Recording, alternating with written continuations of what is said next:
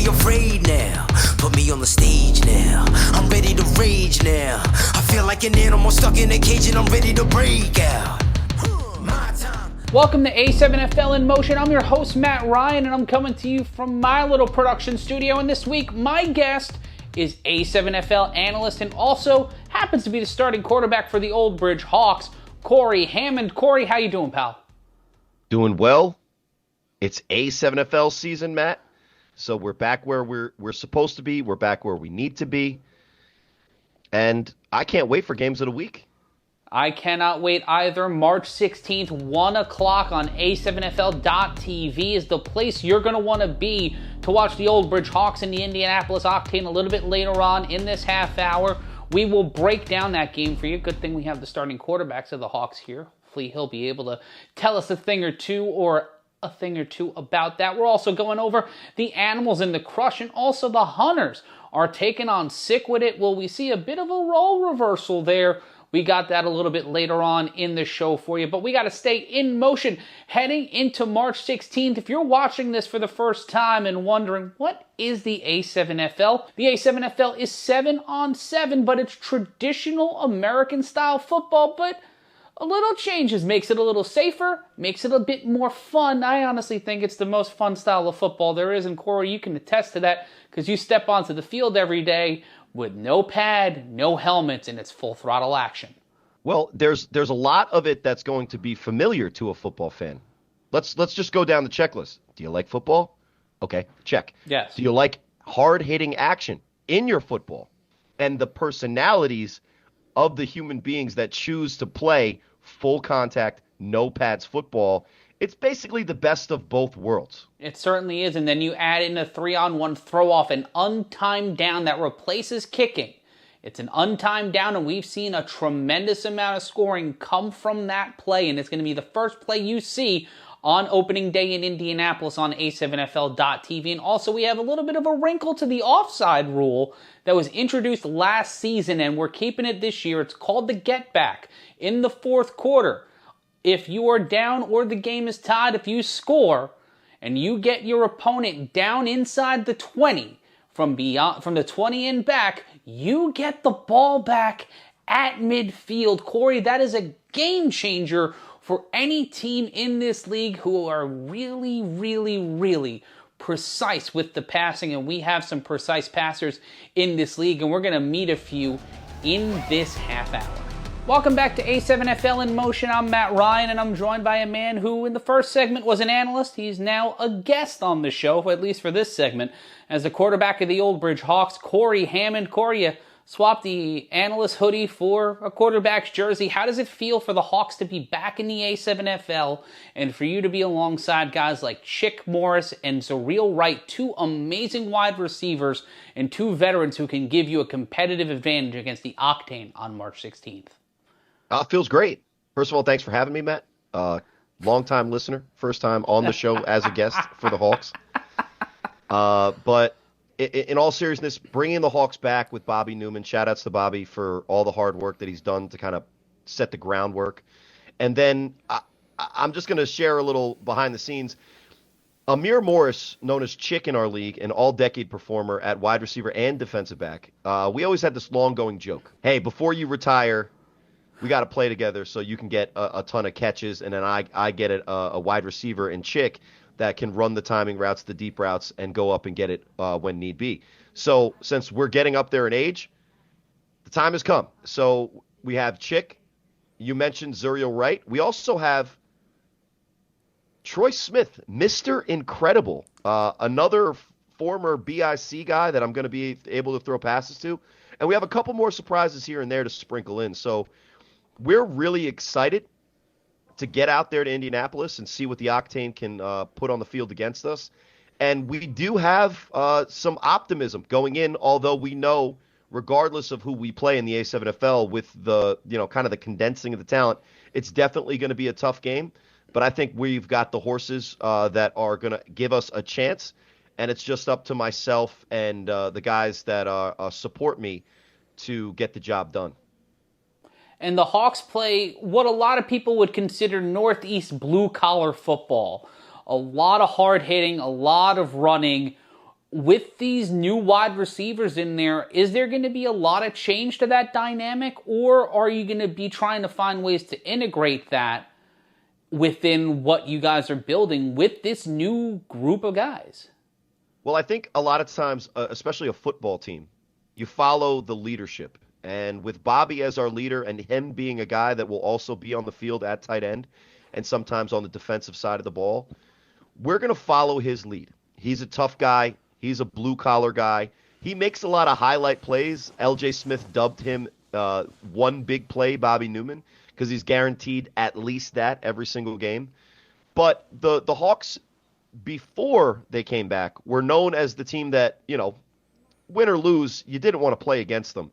So that idea going in is now going to be matched with the mantra of a lot of our guys that are going to be playing important roles are guys that are of an age of myself or Bobby or a similar age, veterans in this league, a lot that we've proven, but still a lot left to prove or reprove, to prove again, or remind some of the opponents that we're playing against. So we know what the job is in front of us, and we're prepared to do whatever it takes to get there, whether it's throw the ball, run the ball, hard-nosed tackling. We're going to stick our nose in there and get it done. And for the QC Crush's former quarterback, Tyler Pennington, he's going to be starting for the Octane, Corey. What's your take on him? What's your take on this unique opportunity for the Hawks to go and travel against the Octane and get the spotlight in week 1? Well, the Octane are going to have the home field advantage. So they're going to have all their guys ready to go, well rested, no travel involved. But I think what Tyler brings is he's kind of a steady, traditional quarterback. So as an offense, I think what he's going to bring to their offense is that consistency. Guys are going to know where he is, where they need to be, and he's shown that he's capable of getting it done, especially last year with the QC Crush, now with the Octane. But I think at the end of the day, it really comes down to, regardless of the names on our backs, how hard are we willing to fight for the names on the front of the jerseys? And I know that my Hawks guys, as well as myself and Bobby, are committed to doing what it takes to win, whether, that's changing the game plan, involving different guys. If guys are willing to do what it takes to win a football game, they're going to be successful in the A7FL. And I don't know about what the Octane bring, but I know as a member and dare I say maybe a leader of the Hawks, I think we're prepared for what we're about to face.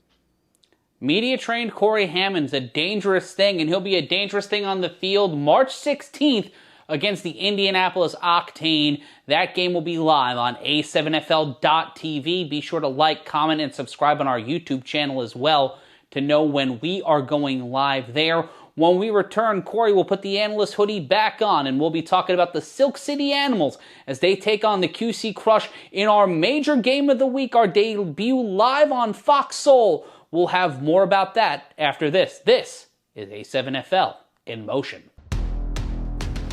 Do you want to bring the most exciting style of spring football to your town? Whether you're in Portland, Seattle, Miami, Brooklyn, or anywhere across the United States, the A7FL wants to bring the best form of 7-on-7, no pads, no helmets football to your town. Go to a7fl.com/owners. That's a7fl.com/owners and sign up now and bring the A7FL and the future of football to your city. Welcome back to A7FL in Motion. I'm Matt Ryan, joined by Corey Hammond, who's put his analyst hoodie back on. Our 4 o'clock game on Games of the Week will not only be on A7FL.tv, but internationally on DAZN and also live on Fox Soul. The first time we will be live on Fox Soul in 2025. And Corey, the Silk City Animals walked into 2024 with a lot of question marks and walked out of it the most talked about team in the league outside of the Insomniacs and the Trenton BIC, obviously the champion and the runners-up in the Insomniacs and the Trenton BIC. But Corey, David Tender, Kwani Morgan, and these guys are coming back. And when you look at an athlete like David Tender, who won Rookie of the Year, Offensive Player of the Year, was in running for every major category after not even playing the whole season, what is it about this quarterback that makes him not only what me, you, and Big Rob Fabian, our co-host on Games of the Week, call marketable, but quite possibly the best quarterback in the A7FL. Well, as far as his rookie season goes, he's certainly on a trajectory like that. Now, winning is going to be a big thing for him in his sophomore year, but rookie campaign going the way that it did for him, one of the things that you look at when you're watching film of him is his ability to not just run back and forth to find a running lane. He has a really unique ability to use his speed, his agility, and his athleticism to continue to extend plays so that he can find the open receiver downfield. And yes, he has a ton of film that shows that he has the ability to score on long runs, but what's more dangerous and why he was able to put up 72 points on one of the best defenses in the league last year in the playoffs against the Trenton BIC is that his willingness to get the ball into his playmakers' hands, even when there's pressure in his face, even when it seems impossible, is a game changer for this young quarterback. So we talk about him being a rookie. He's followed with Kwani Morgan, rookie running back, one of the top rookies in the year last year. Manny Diaz, one of the top wide receiver rookies. Divine Epps, one of the top corner rookies. And apparently a lot of those guys, that ilk of guy coming from the Philadelphia area, well, there's more of them. So the Animals look to 2025 with a lot of optimism, but I'll say this just to temper it a bit. They did not beat a winning team in last year's campaign. So as exciting and fun as they've been to watch, they have to turn those interesting games into games that they're able to win. And we'll see if they can do that in Indy against the QC Crush at 4 on March 16th.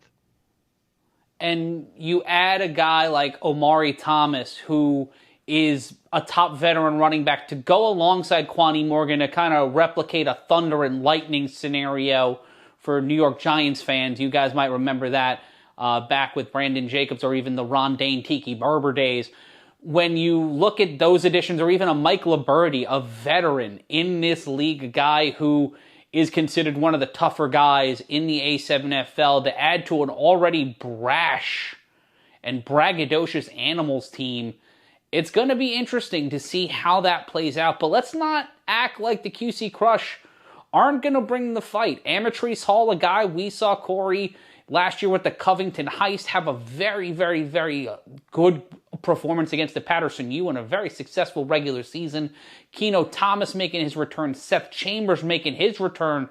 This team is loaded with a lot of young talent. If there's one guy, Corey, you could pick at 4 o'clock on March 16th for the QC Crush to say that's the guy, who would you say?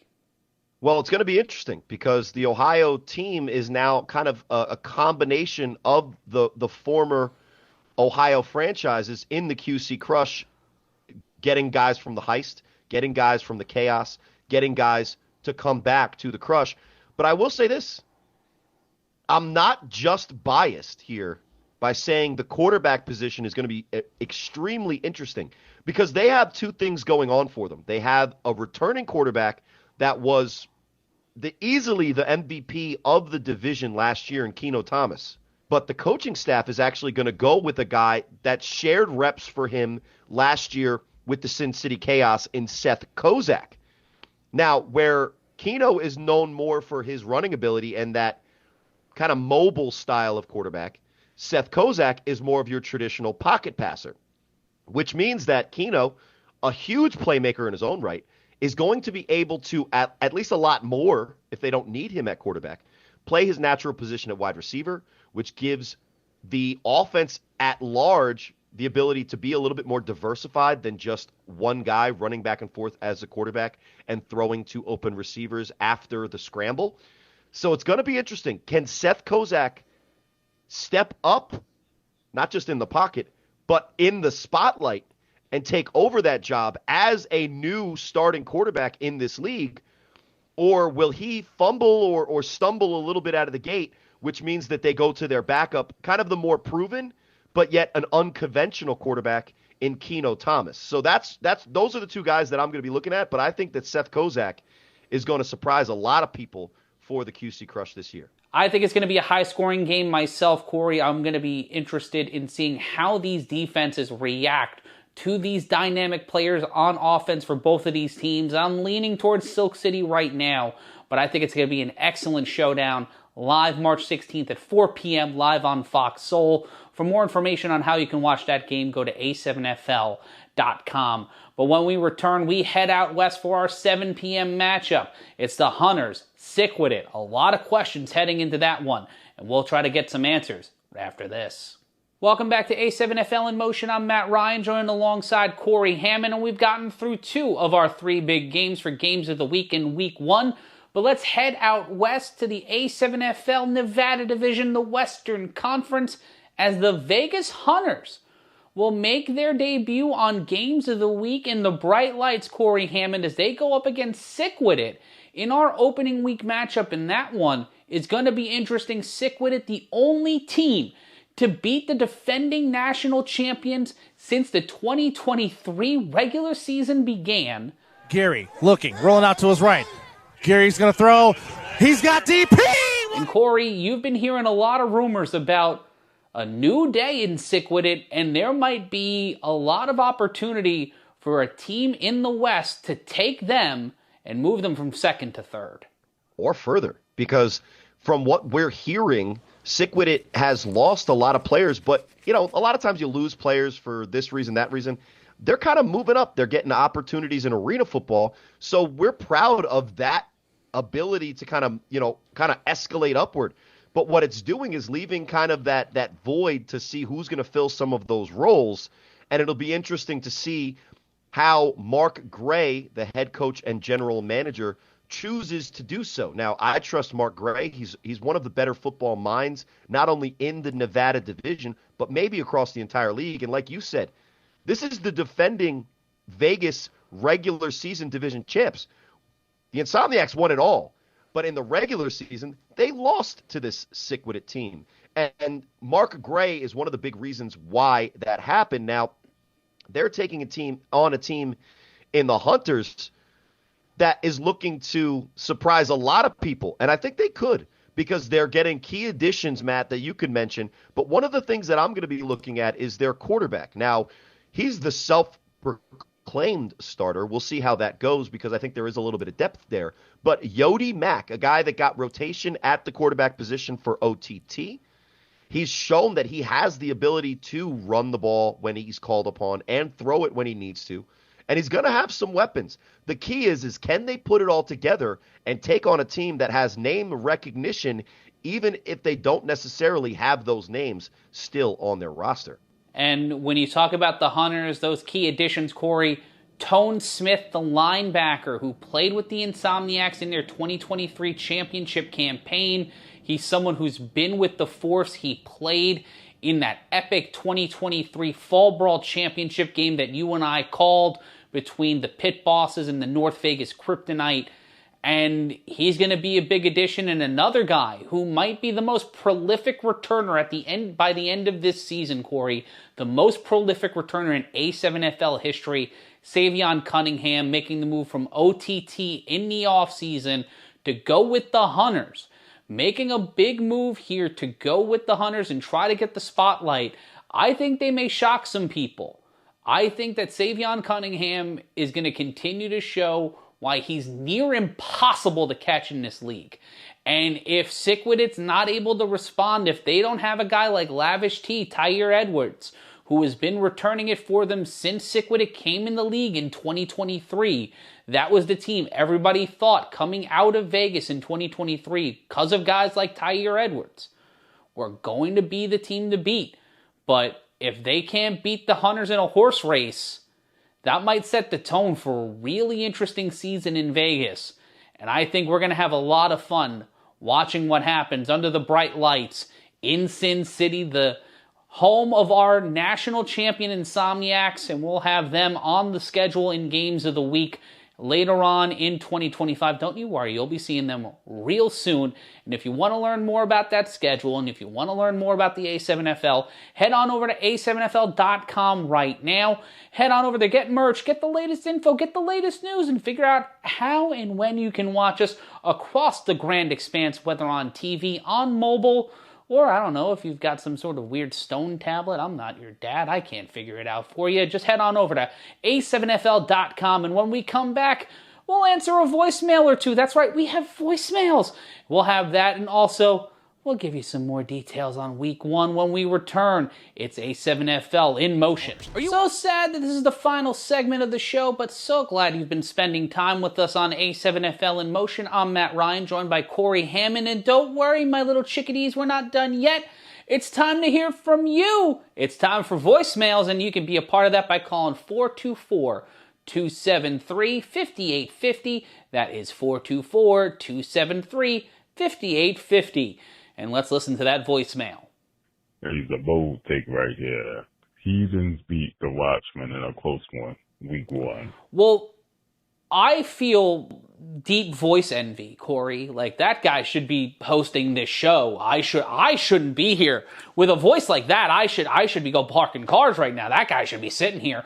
But the Virginia Heathens, a new team in the DMV division, the first real one to represent the state of Virginia of the DMV, going up against the Baltimore Watchmen in Baltimore. We'll have highlights of that game on A7FL.tv a little after the fact in week 1, but that's going to be an interesting matchup. The Watchmen are an interesting question. That's going to be a fun game to hear about and get the highlights on, but what do you think of the Heathens and the Watchmen week 1 and some of the other great matchups we have in week 1? The U are taking on the Buzz. The Trenton BIC return to action as they take on the East Orange Renegades. That one's going to be a lot of fun in Asbury Park, New Jersey. And we'll have highlights and up-to-date information during games of the week. So don't worry. We'll have the up-to-date info and news for you live during games of the week. But a lot of great games week 1. But that Watchmen-Heathens matchup, do you think that the Heathens might be able to steal one, or are the Watchmen still one of the top 2 to 3 teams in the Eastern Conference? Well, having the new team means that there's a hypothetical chance that the Heathens are getting some of the Watchmen's talent, which both A, bolsters the Heathens, and B, kind of reduces the level of depth that we've come to know the Watchmen are good for. I'm not exactly sure how the Heathens are going to turn out, but talking with Keith Salmons, a Baltimore DMV division insider, there's some good guys in there. Now, one of the names that's surprising, Matt, is an Indianapolis Octane guy from last year. Well, he moved all the way to Virginia, and he's going to be playing with the Heathens this year in a guy. And that's James Mitchell. Yeah, and he's James incredibly Mitchell, talented. And James Mitchell is going to be a good litmus test for, what that Ohio to Baltimore kind of division conversion looks like. But I've also heard that there's a couple of other big names that are potentially suiting up for the Heathens, which gives them some horses to work with. But let's be clear, until proven otherwise, the Baltimore Watchmen, with their two-headed monster at quarterback and a lot of playmakers on the outside, they're probably the team to beat in the division. The other game that I'm going to be watching is to see how BIC responds to the really tough to swallow championship loss to the Insomniacs. Insomniacs are the champs. They definitely deserve the win, but they only led that game for 17 seconds. I talked to Kenny Stansbury, the general manager and team leader of BIC, over the offseason break, and he can't wait to get his team back on the field because that hunger, that desire, that drive to win may not have ever been as fervent, as strong as it is right now for BIC. And then on the other side of that game in the East Orange Renegades, a team that I was on last year, no longer am, they bring in a new wave of player to the A7FL with Ron Clerk, their general manager, taking over for the first time this year, bringing over a group of guys that make up the backbone of a successful flag team, which, if you know my personality, is something that maybe we could talk about later and how that shakes out. But the interesting thing is, with that collection of talent that knows how to play with each other and has that that baseline of chemistry, it may give their offense a boost to help with some of the defensive prowess we've come to grown used to with a Renegades team. So the last time these two teams played in a week one, it was in a very similar situation, and it was a close game. So I don't know if it's going to exactly play out like that, but I am interested to see BIC with a renewed fervor and a brand new look Renegades take on each other in week one in Asbury Park. Everyone in the A7FL is undefeated until things pop off. Sunday, March 16th is when we start putting crooked numbers in the win column, and most certainly in the loss column. Action kicks off live at 1 p.m. on A7FL.tv, and we want you to be a part of it. So for Corey Hammond and for me, Matt Ryan, we say so long, farewell, auf Wiedersehen, goodbye, and we will see you on opening day when the A7FL comes back and we bring the fire live from Indianapolis. See you there. See you on March 16th.